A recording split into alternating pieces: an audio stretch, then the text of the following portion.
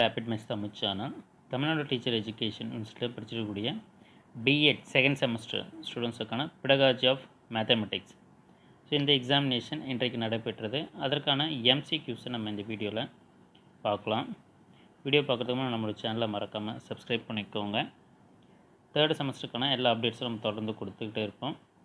Record details plus ஸ்கூல்ஸில் என்ன மாதிரியான chart ஒர்க்ஸ்லாம் நீங்கள் பண்ண வேண்டியது இருக்கும்ன்றதெல்லாம் இந்த வீடியோக்குள்ளே லிங்கில் இருக்குது. ஸோ தேவைப்படுறவங்க அதையுமே பாருங்கள். ஃபஸ்ட் கொஷின், பெரியவர்கள் கற்றுக்கொள்ளும் முறையானது dash is the adult learning andragogy. Option B is the correct answer. Dash is an instructional strategy and educational philosophy first proposed by Benjamin Bloom. Dash என்பது பெஞ்சமின் ப்ளூம் மூலம் முதலில் முன்மொழியப்பட்ட ஒரு அறிவுறுத்தல் உத்தி மற்றும் கல்வி தத்துவம். ஸோ இதுக்கான சரியான ஆப்ஷன் மேஸ்ட்ரி லேர்னிங். ஸோ இது எல்லாருக்குமே தெரிஞ்சது தான், ரொம்பவுமே ஈஸியாகவுமே டைரெக்டாகவுமே கேட்டிருக்காங்க. Third question, the aim of dash is for learners to construct process of self-learning and problem-solving and transfer of information and skills.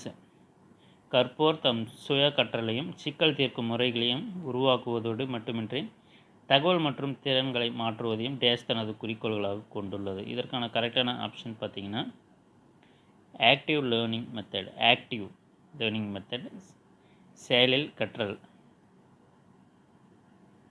Option B is the correct answer.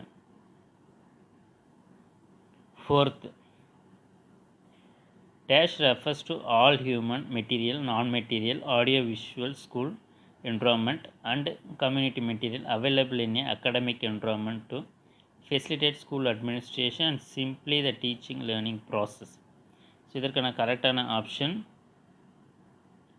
educational resources. Option C is the correct answer. கல்வி வளங்கள்.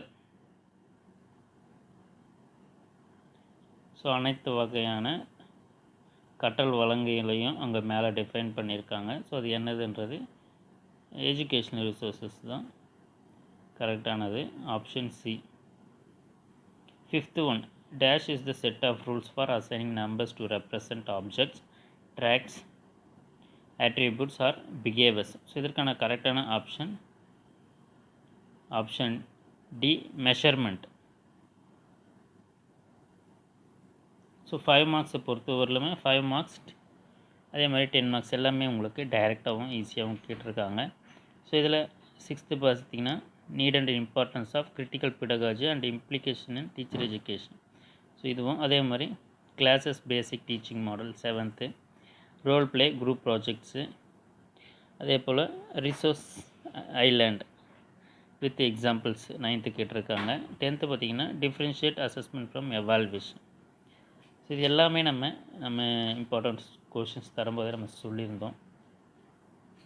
10 மார்க்கை பொறுத்தவரையில் pedagogy, ஆண்ட்ராகாஜி and ஹியூட்டாகாஜி டிஃப்ரென்ஷியேஷனும், கலவை system of interaction analysis, Carl Roger's non-directive model, Bruner's concept of attainment model, deliberate about the classification of activity-based instruction, compare the different types of group-controlled instruction, distinguish the various types of resources, elucidate about the role of resources centers for teacher, learners and technical staff.